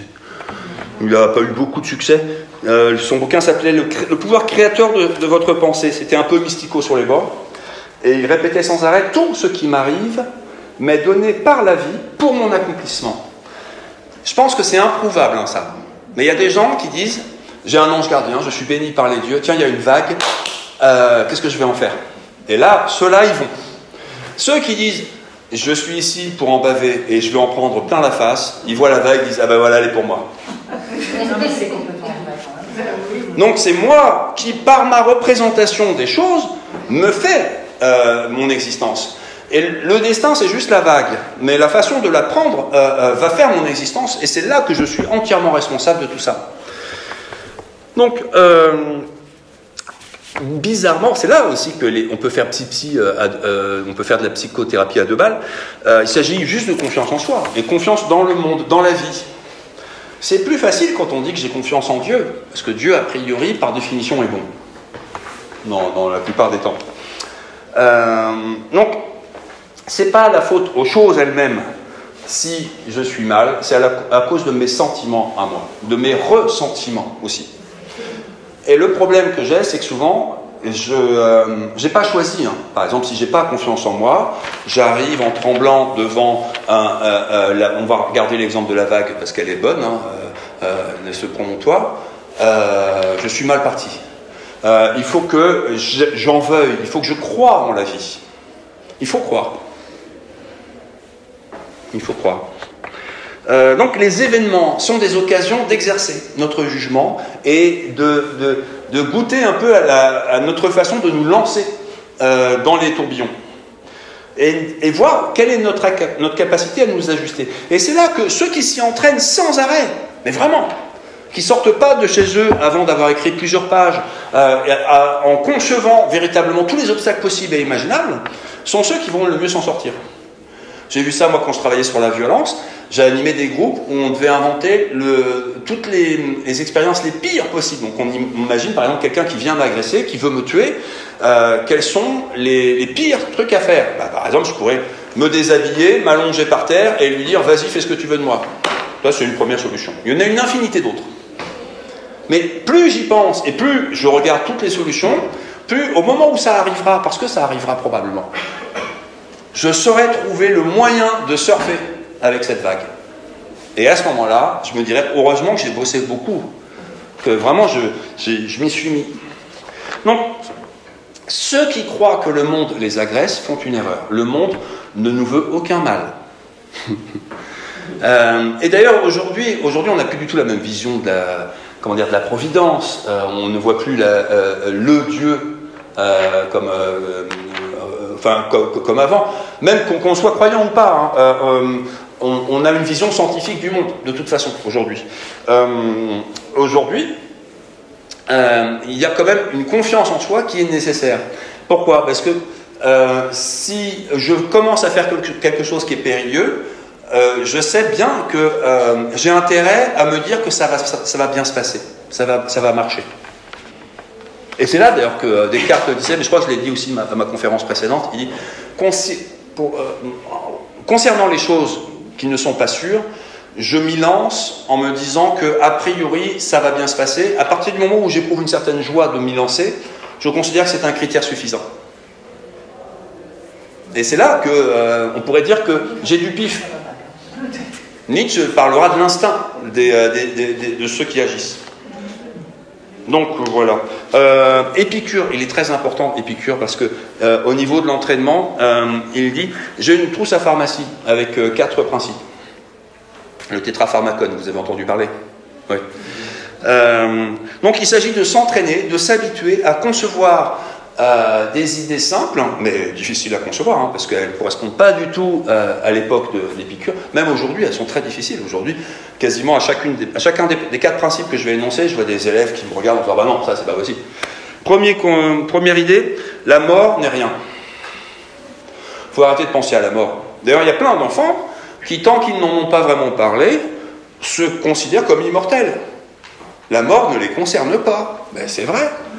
Et on pourrait dire ça pour tous les êtres vivants, tant qu'ils sont vivants. La mort ne les concerne pas. Mais une fois qu'ils sont morts, est-ce que la mort les concerne? La mort ne les concerne plus. Ils sont plus concernés par rien. Donc la mort n'est rien. Ok, on évacue le problème de la mort. Je vais arrêter de craindre ce truc quand même. Mais ça, c'était très difficile du temps d'Épicure, et encore aujourd'hui, c'est très difficile. Parce que c'est facile à dire, mais à chaque fois qu'on risque notre vie, on a quelque chose qui nous fait dire qu'on préfère quand même faire comme si c'était quelque chose, et on va éviter la faucheuse. Donc imaginez, là, il y a la faucheuse qui vous attend dans le couloir, vous allez peut-être sortir par une porte. Hein? Bon, quand même. Bon, 1, la mort n'est rien. 2, les dieux ne sont pas à craindre. Point. Les dieux sont dans un autre monde. Vous en avez déjà croisé un? Non. Bon, voilà. Donc notre vie n'est pas faite par les dieux. Les dieux, d'après Épicure, sont dans un monde séparé par des milliards et des milliards d'atomes dans un autre espace-temps. Et les dieux, par définition, sont éternels et parfaitement heureux. Donc ils n'ont aucun besoin, aucun désir et ni rien. Ils ne peuvent pas être en colère. Il ne faut pas les craindre. Ils n'ont rien. Ils n'ont aucune raison d'aller nous chercher les noises. Ils sont très loin, ils vivent heureux de leur existence de Dieu. Grand bien leur face. Ok, salut. Et ce qui est important, Épicure, il le dit hein, très clairement, il dit « J'ai forgé ces concepts pour vous calmer un peu, parce que vous n'arrêtez pas de prier en tremblant. Bah, arrêtez de prier en tremblant, les dieux n'écoutent même pas vos prières, ils sont dans leur monde, ils font leurs choses, et puis c'est tout. Donc essayez de vivre un peu votre vie, plutôt que de vous en remettre à ces êtres effrayants. Ils ne sont pas effrayants, ils ne sont pas là. 3. Le bonheur est possible. Arrêtons de dire qu'on est face à l'échec, etc. Le bonheur est possible et il faut être prêt à le saisir à tout moment. Il peut y avoir des petits bonheurs, il peut y avoir du plaisir. Épicure, c'est le philosophe du plaisir et qui dit que simplement jouir de chaque instant, jouir de chaque aubaine, de chaque événement, de chaque expérience, bah c'est quand même ce qui très objectivement est agréable. Pardon ? Le plaisir. Donc le plaisir, ça calme d'abord. Si vous êtes nerveux, une caresse, un goût de sucré, etc. Enfin, tout ce qui vous calme, qui vous apaise, c'est bien. Donc que ça apaise votre corps ou votre âme, ça va éviter d'être troublé et c'est pas mal. Voilà. Et puis 4, les douleurs ne sont pas si terribles que ça. Et quand une douleur est vraiment insupportable, vous allez mourir rapidement. Et si vous ne mourrez pas, c'est qu'elle est supportable. Ben, moi, plusieurs fois, je me suis dit, tiens, ben là j'ai une douleur quand même qui commence à devenir insupportable. Tiens, en Polynésie, il y a un insecte qui s'appelle le champier. Je ne sais pas si vous connaissez, ça ressemble à un mille-pattes, mais beaucoup plus gros. Et plusieurs fois, j'en ai vu, puis je m'approchais, je croyais que c'était aussi innocent que nos mille-pattes à nous. Et en fait, ils ont une morsure qui est très, très, très, très grave. Et plusieurs fois, on m'a attrapé, on m'a retiré en me disant « Ne t'approche pas à moins d'1 mètre ». Et je dis « Ça va, même si je me fais piquer, ça ne va pas me tuer ». Et ils m'ont dit « Non, ça ne tue pas ». Mais ça fait tellement mal que beaucoup de gens se tuent quand ils ont cette piqûre. Et c'est là qu'il y a un petit souci quand même pour tous ceux qui ont vraiment vécu des souffrances, enfin pas des souffrances, la souffrance c'est psychologique et la douleur c'est physique. On va bien les distinguer comme ça. Aujourd'hui d'ailleurs, la douleur on peut l'anesthésier. Hein. Donc si vous avez vécu une opération, a priori, vous vous êtes endormi et ensuite vous vous êtes réveillé. Vous aviez peut-être un peu mal, mais on vous a anesthésié non seulement la partie du corps, mais aussi l'esprit. Ça va. C'est pas si pire. Par contre, si vous vous réveillez en pleurant parce que vous n'avez plus de vie, parce que vous êtes déprimé, eh ben là, il n'y a pas de calmant pour la souffrance existentielle. Le fait que vivre, c'est souffrir. Et là, il y a des soignants qui se trompent, hein, d'ailleurs. J'en ai vu qui donnaient souvent des trucs. Le problème, c'est ça, c'est le Prozac, tous les antidépresseurs qui vous suppriment votre identité au nom de l'apaisement. C'est pas mal, hein, vous dormez pendant 10 ans, puis vous vous relevez si vous vous relevez avec la moitié de la conscience en moins. Et le problème, il est là. C'est très ambigu. Après, vous pouvez fumer un pétard, vous pouvez vous droguer, vous pouvez boire. Vous pouvez aller dans une secte. Il y a plein d'autres façons. Il est 28 ! Ah, ça m'énerve. Il est 28. Bon, bah... Oh, j'ai pas le temps de parler de Verviche. Ah oui, Laïda Ndiaye. Oh bah, en 2 minutes. Verviche. Oh là là, 2 minutes. 2 minutes. Verviche. Verviche, page 6. Verviche. Gilles Verviche, professeur agrégé de philosophie. Dès l'intro de son bouquin, s'appelle « Peut-on réussir sans effort ni aucun talent ?» Il dit « Si tu es pauvre, c'est de ta faute, c'est que tu n'étais pas assez battu. » Et ensuite, il dit que la notion de mérite, c'est une notion qu'on utilise aujourd'hui. Les gens qui ont très bien réussi, donc qui sont milliardaires, qui ont un énorme pouvoir, on dit que ils le méritaient, hein. Ils ont fait ce qu'il fallait, ça dépendait d'eux. Donc voilà la logique qui a pu pousser Emmanuel Macron à dire lors de l'inauguration d'une station de métro, je crois, une gare c'est un lieu où l'on croise des gens qui réussissent et des gens qui ne sont rien. C'est Steve Jobs, fondateur de Apple, qui a dit « Je suis convaincu que la moitié de ce qui sépare les entrepreneurs qui réussissent de ceux qui échouent est la pure persévérance. » Donc l'idée c'est que la seule volonté suffit et elle permet de réussir. Et donc ceux qui ont raté leur vie, ils n'avaient pas assez de volonté et c'est bien fait un peu pour eux quand même. Hein. Donc ils ne se sont pas donné les moyens. Donc ça c'est une pensée qu'on entend, qu'on voit, qu'on constate à tous les niveaux. Donc dans les médias, chez les intellos, chez les politiques, chez les moralistes, dans les mondes religieux, etc. On va glorifier. Et alors j'ai encore plein d'exemples. Ralph Lauren, Henry Ford, Walt Disney, J.K. Rowling, qui a écrit Harry Potter, je ne sais pas si vous avez entendu parler, Elon Musk, et j'en passe. Donc ils sont partis de rien et ils ont eu une ascension fulgurante, et bravo, bravo. Ça c'est le triomphe de ce que Gilles Verviche appelle l'éthique du capitalisme. Il y a des gagnants, il y a des perdants. Les gagnants, c'est ceux qui avaient raison. C'est comme les guerres, hein. Les gagnants, c'est ceux qui étaient bons. Les perdants, c'était les mauvais. Donc, les uns méritent leur place, et puis les autres méritent de ne plus avoir de place. Il y a une croyance qui dit que, justement, ceux qui ont la vraie foi, pour eux, tout est possible. Pour cela, on ne va pas parler de leur origine sociale, ethnique, religieuse, voilà. Dans la réalité, nous n'avons pas les mêmes chances. Il faut le dire une bonne fois pour toutes. La plupart des gens que j'ai cités là étaient américains, déjà. C'est rare que vous ayez un Pakistanais qui invente une nouvelle marque d'ordinateur. Il le peut, hein, mais immédiatement, son ordinateur va être breveté par une marque américaine. Point. Donc, le fantasme de réussite a donné des sortes d'évangélistes qui pensent qu'il ne faut rien laisser au hasard. Et c'est là que vous avez beaucoup de gens qui prétendent vous coacher en disant que vous devez vous lever plus tôt, que vous devez vous y mettre, vous devez vous gérer. Vous devez gérer votre vie. Si pour l'instant il ne s'est rien passé de bien, c'est parce que vous avez mal fait. Et ça, c'est nouveau. Hein. Sachez-le, les philosophes, ils n'ont jamais dit ça. Avant, Aristote disait, justement, je voulais vous le citer, évidemment qu'il y a des conditions pour réussir. Il faut d'abord être un homme libre pour déjà agir. C'est quand même plus facile si vous avez de l'argent, c'est quand même plus facile si vous êtes un homme, c'est quand même plus facile si vous êtes dans une cité qui n'est pas en guerre, c'est quand même plus facile si vous avez des capacités intellectuelles, c'est quand même plus facile si vous avez disposé de l'intégrité de vos organes, etc., etc., etc. Donc, ce qu'il faut dire, c'est que, il y a des choses qui dépendent de nous, mais il y a des choses qui n'en dépendent pas. Et là, il faut vraiment le rappeler, parce que la plupart des bouquins qui vous disent « vous n'avez qu'à réussir », ils oublient ce petit détail qui tue. C'est que, non, un dépressif, il ne suffira pas de lui dire « lève-toi et marche ». Non, ça ne sert à rien. Maintenant, Ida Ndiaye, est-ce que je peux encore vous parler 1 ou 2 minutes? Ida Ndiaye, elle est professeure agrégée de philosophie, elle est productrice de l'émission Les chemins de la pensée sur France Culture. Son bouquin s'appelle « Ai-je vraiment du mérite ?» Et elle dit on a tous vécu des situations où nous étions prêts à vivre un grand événement, puis ça ne s'est pas passé comme prévu. Et là, on a eu vraiment l'impression que le monde était trop injuste. On dit, est-ce que j'ai mérité ça? Puis on a vécu aussi l'inverse. Quelqu'un de méchant, pour qui tout réussissait, puis un jour, il lui est arrivé quelque chose de très grave, et on lui dit, ah ben voilà, c'est bien fait, tu l'as mérité. On a l'idée, là, pour justifier ce genre de propos, que le monde récompenserait ceux qui le mériteraient et punirait ceux qui ne le mériteraient pas. C'est absolument faux. La nature, le monde, ne sont pas là pour donner des médailles ou pour donner des punitions.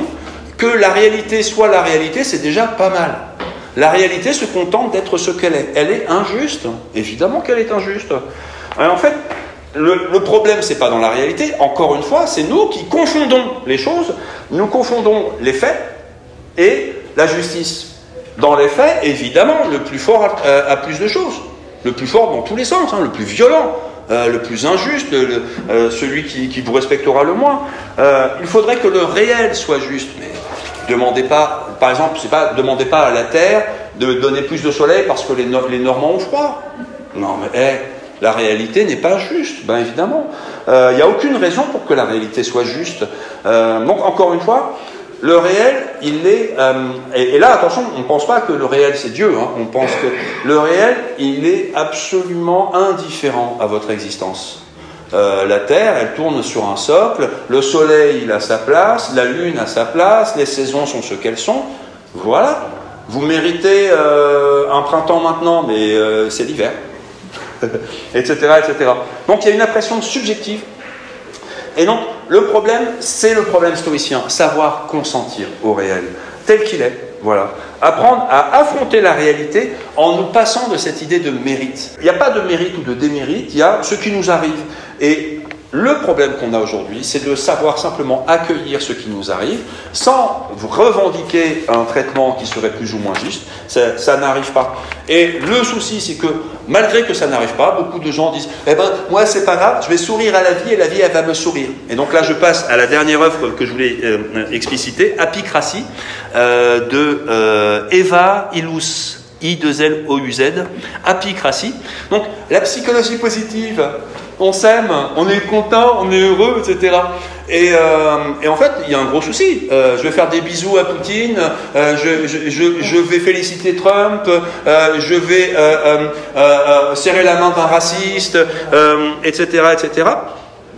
Je vais nier l'aspect social, je vais... applaudir sans arrêt les bons sentiments. Et d'ailleurs, on en parle souvent de ça dans l'éducation pour les enfants. Il y a beaucoup de gens qui disent qu'il ne faut jamais dire non à un enfant. Mais l'enfant a besoin d'un cadre. Et un cadre qui peut être injuste, au sens où un enfant, parfois, a fait énormément de choses pour arriver à un résultat, puis au moment où il veut profiter de son résultat, on lui dit, bah là c'est l'heure, on s'en va. Et il dit, ah non, mais j'allais faire ça. Et qu'est-ce qu'il faut faire dans ces cas-là? Il ne faut pas se dire, je vais être juste. Il faut dire, je fais respecter un cadre qui est formel. Le cadre de l'institution, par exemple, normalement, là, on est viré. Si quelqu'un vient nous virer, on ne va pas le dire qu'il est méchant. C'est son boulot et c'est normal. On a réservé la salle jusqu'à 16h30, il est 16h37. Point. Donc, vous voyez, il y a un moment où on doit accepter les choses telles qu'elles nous sont données. Et comment, je vais citer cette phrase-là, tout un chacun peut réinventer sa vie et atteindre le meilleur de lui-même en adoptant tout bonnement un regard plus positif. Ça, c'est le discours des gourous. C'est le discours de ceux qui font psy sur des groupes qui vont payer 500 € la journée de pseudo-formation pour ressortir galvanisés en disant « je souris à la vie, le monde est merveilleux, etc. » et qui vont se lancer et qui bizarrement ne vont pas réussir. Pourquoi? Il ne suffit pas d'être enthousiaste, mais il ne suffit pas de se dire « je suis beau, nous nous aimons tous et tout est merveilleux ». Pourquoi? Il y a un moment où je vais sortir de cette salle, je vais sortir d'ici, et il n'y a pas un tapis rouge qui serait déroulé devant mes pieds, avec mon nom, avec des gens qui chanteraient mes louanges. Évidemment pas. Or, c'est ce qu'on nous fait croire. Vraiment, et c'est les images qu'on a dans les Walt Disney, par exemple, qu'on a dans beaucoup de nos cultures, où à la fin, le héros, il est applaudi par tout le monde qui est debout, et évidemment, on reconnaît ses qualités. Regardez qui est le plus médaillé la plupart du temps, c'est les copains, des gens qui sont au pouvoir, et ils peuvent être des ordures. Donc c'est souvent des parents. Donc un ministre dit « je voudrais donner la Légion d'honneur à ma mère, je peux là ?» « Mais oui, donne la Légion d'honneur à ta mère. Ouais, c'est quand même, hein, c'est une brave femme, hein, elle est sympa. » Et puis là, il y a quelqu'un qui a réussi à sauver 10 000 personnes. Ouais, bah tant mieux pour lui, mais moi, ça m'intéresse pas, quoi. C'est ma mère qui m'intéresse. Non, évidemment qu'il ne faut pas s'attendre à ce qu'il y ait des juges absolus. On supposerait qu'il y aurait des dieux qui seraient humains et qui contrôleraient le monde. Mais non, quelles que soient nos visions, qu'elles soient religieuses ou sociales, ça ne marche pas. Donc, le souci, c'est qu'on nous fait croire que notre bonheur ici-bas ne dépend que de nous, ce qui est absolument faux. Le souci, c'est que on nous verse des balivernes en disant que notre origine, notre milieu, notre situation géographique, familiale, sociale, etc., notre éducation ou notre manque d'éducation, notre emploi ne sont que des bagatelles, que si on veut, on peut. Et ça crée des enfants rois. Des gens qui s'attendent à ce qu'on les félicite dès qu'ils font quelque chose qui ne sert à rien. Et ils disent « ah ouais, mais quand même, j'y ai consacré du temps ». Et ce qu'il faut bien dire, c'est qu'il y a beaucoup de gens qui consacrent une grande partie de leur vie à faire des choses qui sont complètement ratées. Et c'est pas parce qu'elles y ont consacré beaucoup d'efforts qu'on doit les en féliciter. Et par contre, il y a des gens qui parfois, je pense au monde informatique, récupèrent une invention géniale pour gagner des centaines de millions avec, sans donner un sou à l'inventeur, mais qui, grâce à ça, change le monde, et c'est cela qu'on va récompenser. Et c'est les profiteurs, c'est le monde tel qu'il est, et c'est l'acceptation de cette réalité qui marche. Et ça ne dépend pas de nous.